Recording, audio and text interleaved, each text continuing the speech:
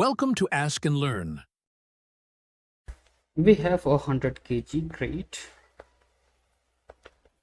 placed on a rough horizontal surface such that the coefficient of kinetic friction between the surface and the crate is 0.2.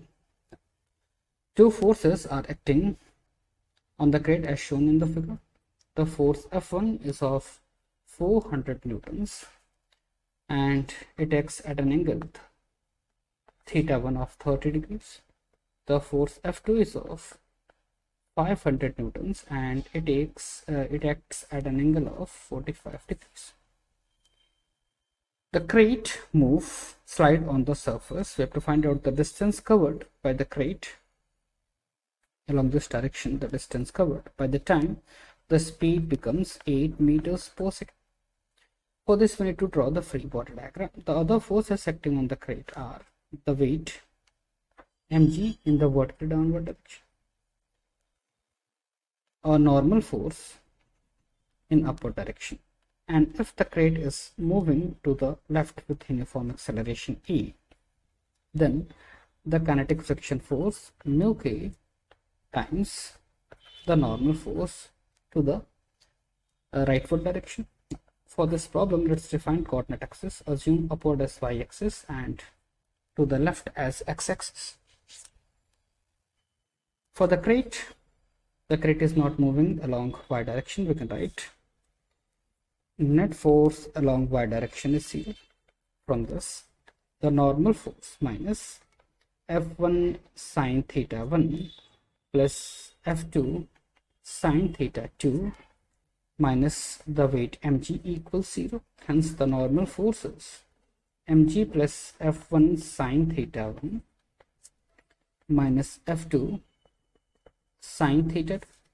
Substitute the values. Mass is of 100 kgs, g is of 9.8 plus 400 times sine of 30 degrees minus 500 times sine of 45 degrees. Hence, the normal force equals 826 newtons. Say this as equation 5. Now, along x direction, the net force equals mass times the acceleration along x. The net force along x equals F2 cos theta 2 plus F1 cos theta 1 minus mu k and it equals mass times the acceleration ax. Then from this we can write the acceleration ax equals F2, that is of 500 times cosine of 45 degrees plus 400 times cosine of 30 degrees minus 0.2 times 826 over the mass 100 kgs.